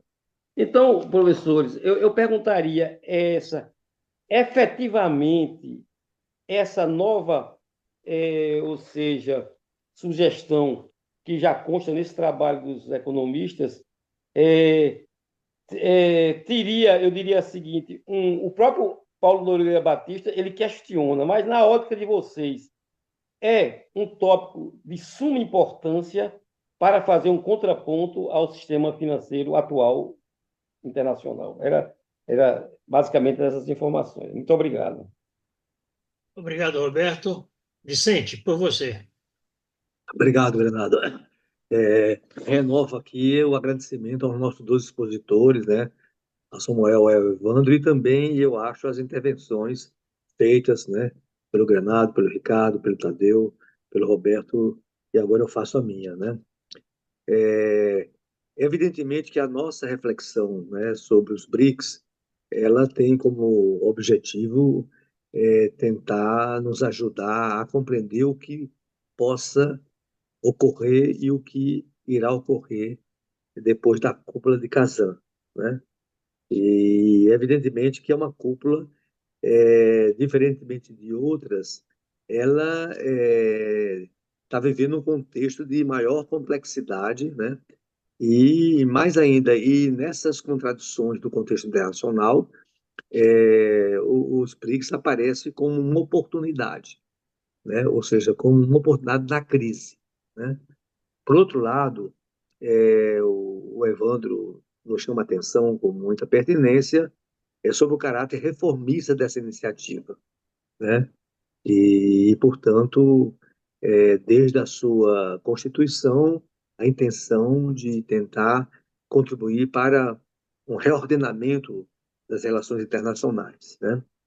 Eu, primeiro, queria dizer o seguinte, que, além das expectativas, né, e das apostas, o BRICS hoje significa um certo redesenho da ordem internacional, né? Então, já é um movimento em curso, e esse movimento expressa um certo redesenho. E aí, queria saber de todos os nossos expositores se eu estou percebendo corretamente. E claro que esse redesenho pode não levar automaticamente à reforma da ordem internacional. Ele pode constituir mais um polo de conflito da ordem internacional, um polo de resistência, um polo de ataque, né? Um polo de polarização, né? Então, essa é a minha primeira consideração, né? E, evidentemente, que nessa cúpula, e eu fiz referência na minha introdução sobre 2014, foi um momento de inflexão, essa será certamente um momento de inflexão, né? Então, a minha primeira, enfim, considerações, minhas opiniões, o que significará, né, para os membros fundadores dos BRICS essa inflexão de Kazan, se ela ocorrer, como ocorrer, em que termos, né? E depois, como será ou quais serão os desafios da presidência brasileira, né? Porque, veja, todo o esforço do país anfitrião vai na direção da ampliação, da expansão, né? Da definição de agendas, né? E, portanto, a nossa presidência ela vai ter de administrar os deslocamentos, né? Que serão produzidos em Kazan, né? E aí, dois comentários assim, que eu queria fazer, né? Primeiro, à luz do que, inclusive, comentou o professor Evandro e o Samuel, né? Os membros fundadores, né?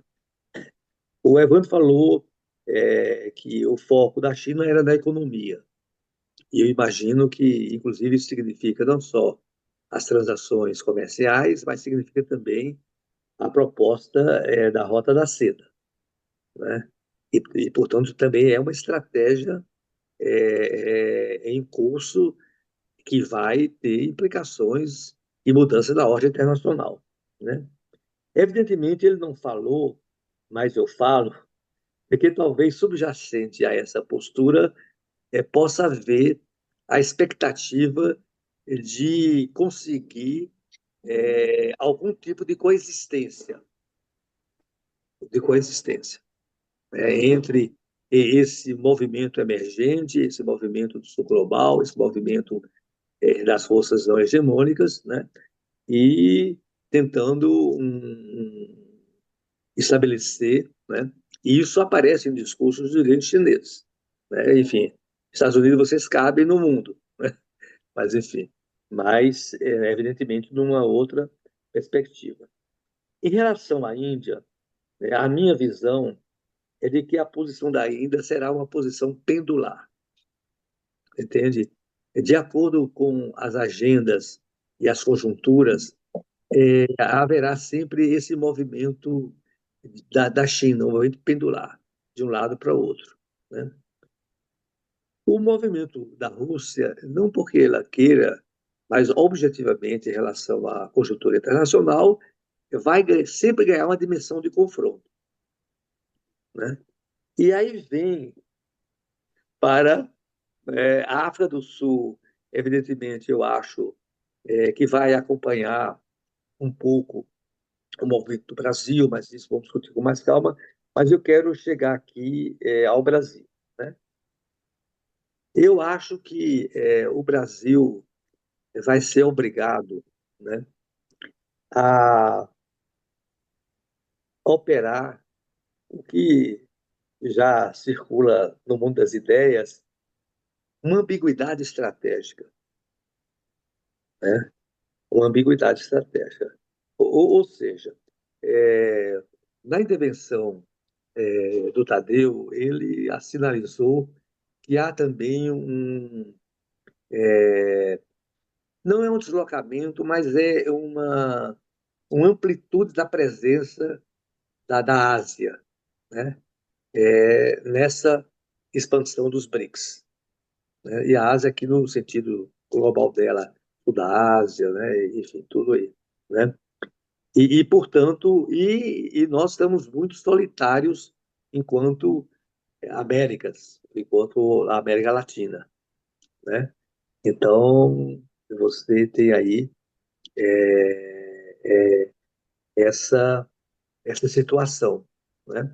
E, evidentemente, que eu imagino, né? Eu sinto que há uma tentativa de enquadramento dentro do nosso governo, uma pressão muito forte que vem do Ocidente coletivo e vem dos Estados Unidos, né? Que, na verdade, a emergência, o processo do BRICS, é um processo por restrições e por limites e visando, no futuro, superar uma tutela americana sobre a ordem internacional, né, e todas as suas estratégias de guerra e de sanções, que é disso que se trata. Quer dizer, hoje a relação dos Estados Unidos com o mundo é uma relação de enquadramento, o caso aí mais gritante é a capitulação da Europa Oriental, né, da União Europeia, e de guerras e de sanções, né?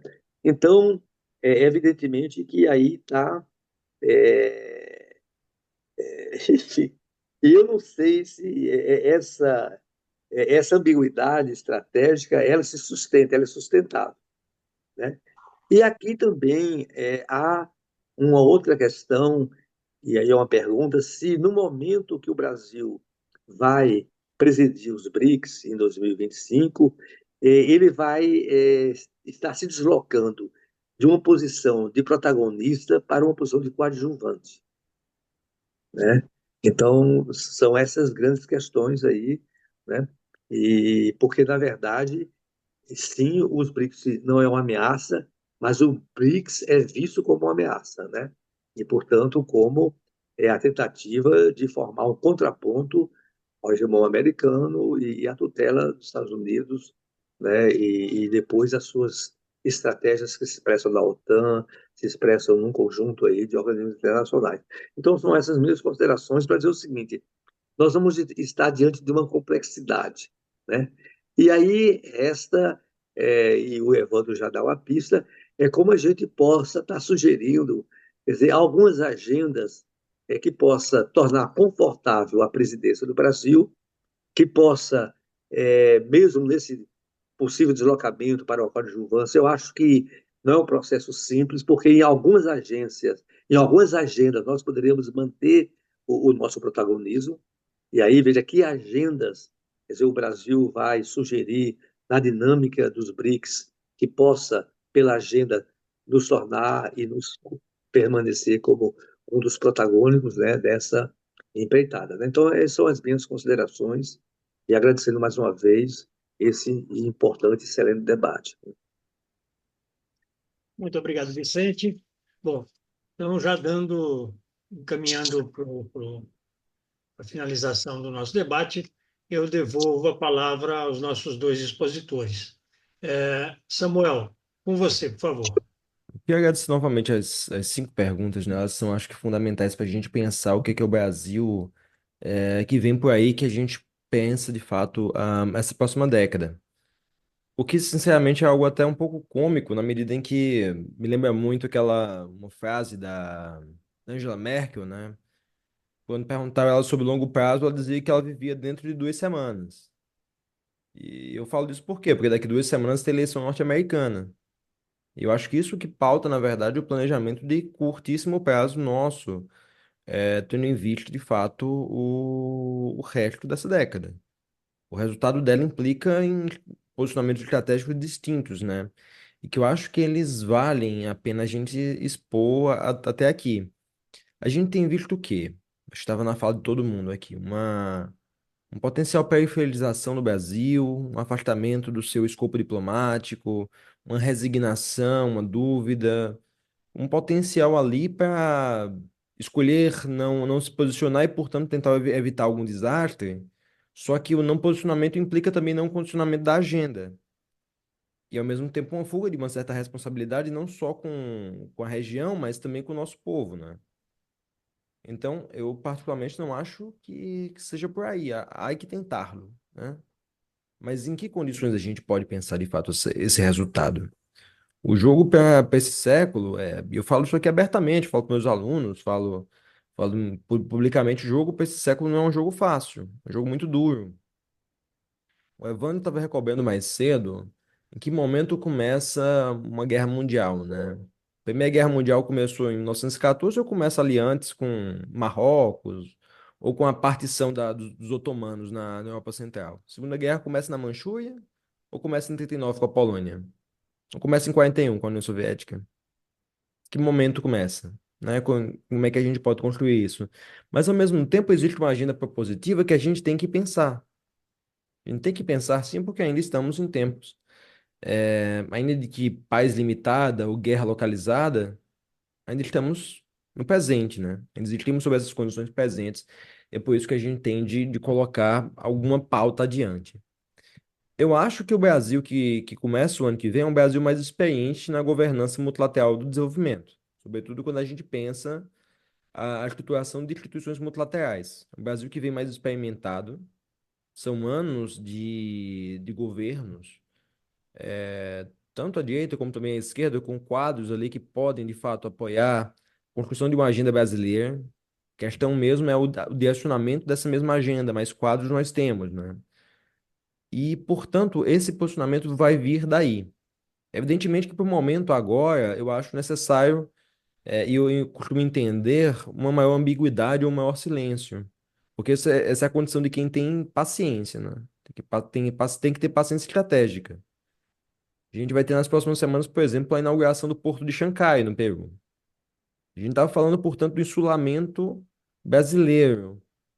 Insulamento a gente constrói construindo pontes, né? A gente transforma uma ilha numa península com pontes, com transformação da geografia. Então, nada melhor do que construir uma ponte para a Ásia, através do Pacífico, com a construção de novos portos, agora nos Andes. Às vezes a gente pensa que um estado não tem condição de se organizar, e, no entanto, eles vão lá e constroem, ao longo de 10 anos, um porto que acaba servindo a outro para o seu escoamento geográfico. Então, pergunto a vocês se também não vale a pena a gente botar a bola no chão e pensar, desde o ponto de vista de um senoide, se a gente estiver no ponto mais baixo, rever uma integração latino-americana, rever uma integração brasileira, pautada numa Ásia ampliada, onde a gente tem uma condição premente, que é uma liderança da China, que é algo que não se afasta. É possível pensar um crescimento asiático hoje em dia, inclusive com a ausência do crescimento chinês, porque não há crescimento global sem o crescimento da China. Não há. Mas há que se pensar uma nova inserção brasileira nesse panorama. Só que essa inserção ela é condicionada pelas condições do presente também.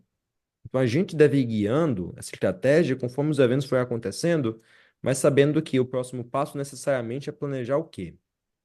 Eu acho que a gente já tem um cenário aqui, e perdão pelo pessimismo, mas eu costumo contar com um cenário mais negativo e já tem uns 2 anos que eu acho que o próximo presidente é um presidente que já foi, né, dos Estados Unidos. A gente tem um retorno do Trump aí, em vista. Se é uma eleição mais apertada, acho que vai ter um cenário meio floydiano, por assim dizer, né? Um cenário onde algum swing state ele vira a eleição para um lado, mas que, se isso acontece, a reorientação é de outro patamar. E, portanto, há que se pensar o quê? Há que se pensar agora como reagir a isso, não é? Há como criar essa nova condição brasileira nesse novo cenário. Porque é um cenário difícil, não é um cenário fácil.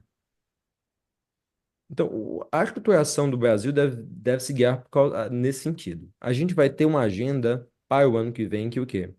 Talvez se coloque, em algum sentido, uma diferenciação entre membros estabelecidos do BRICS e novos membros, né? Ou seja, um regime de parceria e de membro efetivo. Eu não sei se isso é uma resolução tão eficaz. Eu não sei o que diferenciaria um potencial Vietnã de um Egito, que já está colocado. Ou mesmo o que colocaria um Cazaquistão numa posição lateral em relação a alguns outros países. Entretanto, se isso for colocado na mesa, isso requer uma institucionalização maior, né? Porque isso implica uma construção de uma organização multilateral mais ampla. Mas fica, de fato, o aprendizado que já tivemos no novo Banco de Desenvolvimento. Aprendizado que ele transparece na fala da presidente Dilma o que é que devemos fazer num cenário mais hostil, essas negociações multilaterais. Há que propor, de fato, uma agenda que pense essa finança multilateral fora do dólar. A desdolarização é o caminho que a gente pode propor, porque ele, inclusive, nos permite uma nova dimensão de financiamento ao desenvolvimento, perdão, por vias que não estamos acostumados. Permite um fluxo de capital mais ampliado, permite a entrada de novos bancos aqui no Brasil, permite que haja basicamente novos fluxos de valor vindos de diversos países do BRICS para cá que não estamos acostumados a ver, e isso pode nos impulsionar na nossa nova etapa de industrialização. Eu acho que isso é uma proposta que é moderadamente factível, e isso também coloca no centro do debate a agenda para o Brasil de 2025, dado que vamos estar liderando o procedimento do BRICS. Agora, é claro, eu volto a dizer, e com isso encerrar minha fala, isso depende das próximas etapas. É uma após a outra, após a outra. As pré-condições nós temos.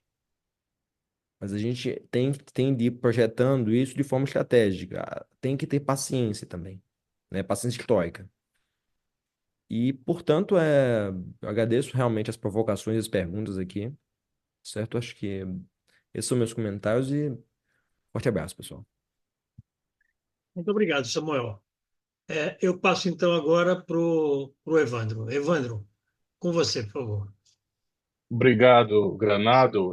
Foram excelentes as provocações, né? Isso ajuda tanto a gente a, a refletir esse momento. Eu queria começar primeiro com esse contexto, Granado, que você mesmo levantou aqui, né? Que há, de um lado, pressões dos Estados Unidos, né, sobre o Brasil, e uma correlação de forças muito baixa, né, no nosso contexto político doméstico, né? Então, temos aí, quando a gente olha para essa situação, uma tarefa complexa, né? Sobre a correlação de forças baixa, bom, aí temos vários especialistas agora que estão debatendo esses caminhos, né? Eu só queria dizer, eu vou falar ainda das pressões dos Estados Unidos, que acho que é o que interessa nesse contexto agora, né?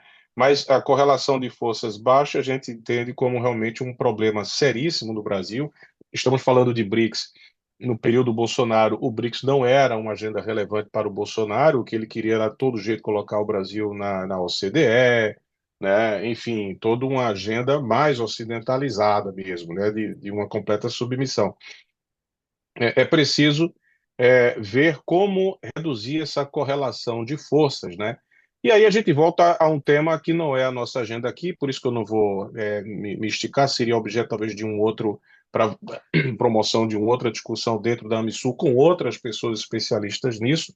Mas o que eu acho, voltando ao nosso tema, é o seguinte: não dá para a gente construir uma política externa ativa, altiva e criativa, né? Talvez com aí uma palavra que talvez, enfim, do modo como está hoje, né? A condução dessa situação, dessa política externa, em função de alguns atores ocupando determinadas posições de um governo de coalizão, isso tudo complica, enfim.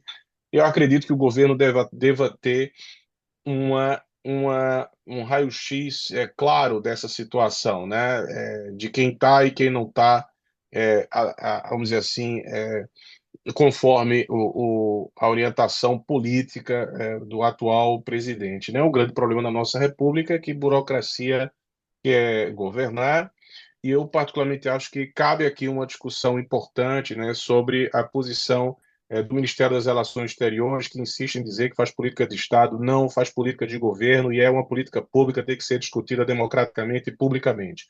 Esse é um ponto que precisa desacralizar, né, esse assunto, porque senão vai ficar sempre, por ser uma política de Estado, sempre ali tentando se afastar dos humores da política nacional. E aí você cria, na verdade, uma casta que pode, inclusive, estar fazendo uso um pouco republicano das posições, virtualmente, né, dentro do exercício do poder. Isso é um problema até sistêmico do Brasil, que vai para os outros campos também, né? Então, não se trata aqui de fulanizar. Estou pensando como cidadão brasileiro, um ministério que é ligado ao executivo, né?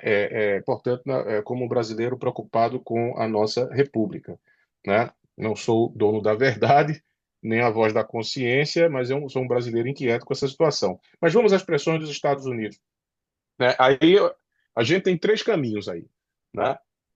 Para reduzir, ou seja, se há uma pressão dos Estados Unidos, nós temos que reduzir essa pressão, né? Como reduzir essa pressão? Uma opção seria o quê? Uma submissão, que a submissão, ela é uma desambição, né, do país como nação, né? Essa é uma opção. A outra opção seria a insubmissão, que pode ser uma ambição sem direção, né? Uma postura de insubmissão, né? Sem qualquer tipo de uma orientação, né, para esta postura. Ou o que eu gosto de chamar, ao invés de uma submissão com desambição ou uma insubmissão com uma ambição sem direção, o Brasil tem que se direcionar para uma supermissão com ambição, né? E eu acho que o BRICS precisa de um Brasil ambicioso, pela posição que o Brasil ocupa. Esta posição até é posta pelo Vicente Trevas, né, Vicente, da ambiguidade estratégica, que eu entendo perfeitamente que você está colocando, que a diplomacia também coloca, às vezes, a ambiguidade construtiva, né? Eu não sei se o Brasil, com essa ambiguidade construtiva, que não necessariamente é a sua ambiguidade estratégica, né? Mas um país que a gente não sabe ainda o que pensa em muitas coisas, do ponto de vista da ação da sua política externa efetiva, não do discurso isolado do presidente e tal, pode estar se transformando essa ambiguidade construtiva numa ambiguidade destrutiva, né? Porque nem se coloca numa posição de não. O que é isso? É uma submissão? Não é uma submissão? Também não tem ambição nenhuma nisso.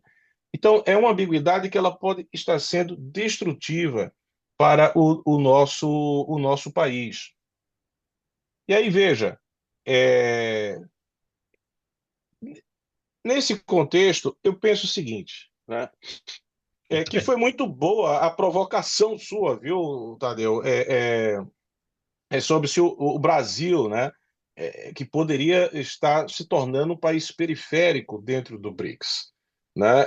Eu acho que é uma preocupação fundamental para a gente colocar aqui, porque veja, e aí vem aquela questão, né? Pensando no BRICS, né?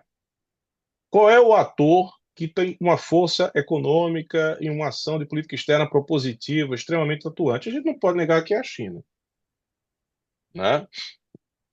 Que tem, de fato, tido dentro do BRICS, uma posição de compromisso, vamos dizer assim, em carregar muitas vezes, em alguns momentos, o BRICS pelas costas, nas costas, né? Não pelas costas, desculpe, carregar nas costas. No período até. Veja, esses encontros paralelos, né, os BRICS Business Forum, Fórum A, Fórum B, Fórum C, que a gente já citou aqui, muitas vezes são patrocinados pelo lado chinês, né? As pesquisas sobre BRICS são muito patrocinadas pelo lado chinês, né? Concedendo bolsas, intercâmbio acadêmicos, né? Então, assim, é de fato o país que tem tido uma postura de muita ação, né? E aí, falando do contexto BRICS, diante dessa realidade, o Brasil, me parece, precisa olhar para assumir uma supermissão com ambição no BRICS, né? Acho que tem alguns pontos aí que a gente pode dimensionar. Primeiro, reelaborar a sua relação com a China de uma maneira mais construtiva, sem nenhuma ambiguidade, né? Destrutiva, mas uma ambiguidade, eu não diria nem uma ambiguidade construtiva menos ambígua, né? Então, já falamos sobre isso numa reunião aqui, quer dizer, o Brasil tem uma postura reticente em relação à iniciativa Cinturão em Rota, sem sentar com a China para negociar, né? Ah, mas isso é pressão dos Estados Unidos. Aí volta a velha questão. Eu acho que tem que ter uma supermissão com ambição. Que eu acho que se o Brasil for visto como um país que está seguindo ou os Estados Unidos ou a China, isso é ruim para o Brasil. Então, ele tem que ser percebido como um país que está tendo uma postura ativa, de ação, mesmo nas propostas dentro do BRICS, no caso de uma China. Senta com a China, conversa sobre o que é a iniciativa Cinturão em Rota. Tivemos aqui uma discussão longa, várias formas do Brasil mostrar um protagonismo nesse processo, né? E, sobretudo, olhando para a América do Sul, que esse é outro ponto. A presença da China na América do Sul é uma realidade, é incontornável, bem diferente daquela da década de 90, quando surgiu o Mercosul, não é isso? É preciso o Brasil dialogar com a China sobre o Mercosul, né? E sobre a América do Sul, obviamente, olhando o papel do Brasil nesse contexto sul-americano, né? Para, de fato, retomar a sua posição, tendo em conta esta nova realidade, né? Quer dizer, foi uma burrice tremenda do governo Bolsonaro de dar as costas para a América do Sul e achar que só interessa essa bilateral, que é a mentalidade Trump. Trump várias vezes dizia, né? Eu não me interessa o multilateral, só me interessa o bilateral. O Brasil não pode fazer isso, sobretudo em contexto sul-americano. Ele não pode ignorar a presença chinesa. Então, tem várias iniciativas chinesas que o Brasil permanece ignorando, não conversa, não é ativo, não quer saber como ele pode ingressar nisso para ter uma força mais ativa. e a partir daí tentar também ter uma ação mais efetiva dentro do BRICS, ou seja, participando dessas iniciativas, não numa postura de submissão com a China, mas numa postura de supermissão com a ambição, que o Brasil pode ser mais ativo também no BRICS. Eu acho que esse é um ponto central.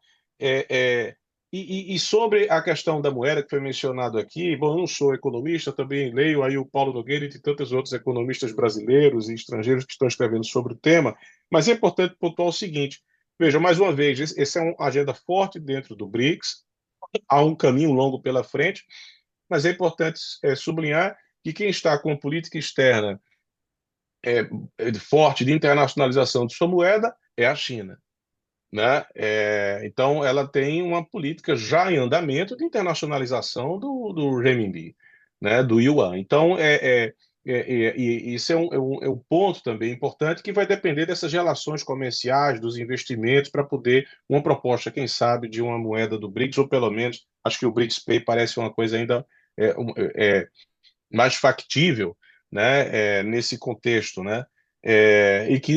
Claro, voltando até a fala do Ricardo, né, sobre a ameaça dos Estados Unidos, Ricardo, né, de punir, né, os países que tentarem se desdolarizar. É interessante porque a primeira coisa que me veio à mente quando eu li essa notícia há poucos dias, né, é que essa ameaça do Trump só reforça a necessidade, né, de desdolarizar, na verdade, né?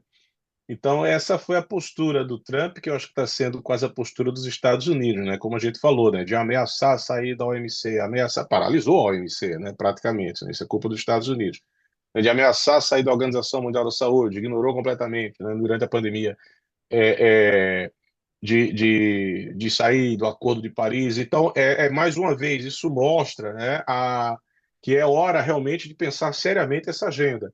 Há uma série de dificuldades, vai ter pressão dos Estados Unidos, e eu acho que o Brasil precisa ser um ator mais ousado. Isso não significa ser uma pessoa completamente desorientada, né, de uma ambição sem direção, né?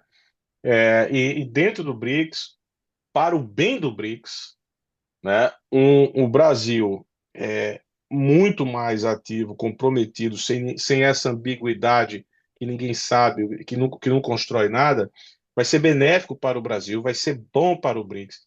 E aí a gente tem que discutir agora uma pauta importante, né, para nós aqui preocupados com o Brasil, com esse cenário, viu? A Granada que você falou das pressões dos Estados Unidos, das correlações de força baixa, é a seguinte pergunta: o que é estar em cima do muro? Porque é isso onde estamos, em vários aspectos. Estamos em cima do muro, hein? A gente dizia isso de algumas forças políticas, né? Estamos em cima do muro. O que é estar em cima do muro? Há acadêmicos que dizem que devemos aplaudir os que estão em cima do muro, neste momento de antagonismos, de conflitos, de lados, né? E de fato não é momento para escolher lados. Então, o que é estar em cima do muro, né? Acho que essa é uma boa pergunta para a gente refletir, né? É simplesmente ficar parado olhando e ver esse muro sendo destruído ou as balas cruzando entre as nossas cabeças? É um ponto importante. Então, acho que podemos começar talvez pequeno, ter muita ambição no sentido de organizar um pouco a casa. Acho que esse momento da cúpula do BRICS, 4 novos membros, isso já é um desafio tremendo. Nós precisamos agora, vamos dizer assim, do dia para a noite, ter que estudar o Egito, a Etiópia, né, o Irã com mais seriedade, dialogar com eles, com os Emirados Árabes Unidos, ter essa capacidade de conhecer, né, ir até lá, fazê-los vir até aqui. Abre-se uma agenda completamente nova, né? Então, acho que, mais uma vez, e talvez a institucionalização do BRICS possa ser esse passo em que a gente deixa as coisas mais transparentes. Quais são os objetivos? Quem pode fazer parte? Quais são os critérios para ingressar? Né? Então, qualquer outra acusação, fake news, tentativa de destruição do BRICS, ela cai por terra na medida em que você tem, ou pelo menos ela vai ter menos força na medida em que você tem algo um pouco mais organizado, mais transparente, acessível, com os objetivos claros e etc. Né? Então, em relação ao BRICS, acho que isso é um ponto, uma agenda que não tem tanta complexidade, essa questão da institucionalização, mas do que seria, né, esses objetivos do BRICS para poder blindar um pouco mais desses ataques que, como já estamos sentindo, virão. Né? Então é isso. Meus comentários a essas excelentes colocações de vocês, pessoas extremamente, como eu já falei aqui em outras ocasiões, super experientes, que assumiram posições importantes em governos, são importantes conselheiros e atores políticos importantes hoje. A gente só tem que aprender aqui com vocês e espero que essa oportunidade eu tenha deixado alguma mensagem também importante ou minimamente interessante. Muito obrigado. Muitíssimo obrigado, Evandro. Muitíssimo obrigado também, Samuel. Eu acho que vocês, né, principalmente você, Evandro, eu acho que você levantou uma série de provocações importantes, né? Aqui nós voltaremos ao tema BRICS agora após a cúpula de Kazan, né? Não sei se já imediatamente na próxima segunda-feira ou na seguinte, na subsequente, e, e esse tema vai se manter como pauta das nossas conversas, dos nossos diálogos do Sul. Eu quero agradecer muitíssimo ao Samuel, quero agradecer muitíssimo também ao Evandro, quero agradecer a participação de todas as pessoas que participaram aqui do próprio debate, e já queria deixar a todas as pessoas que nos assistem pelo YouTube para que estejam novamente conosco na próxima segunda-feira. Muito boa noite a todos e a todas.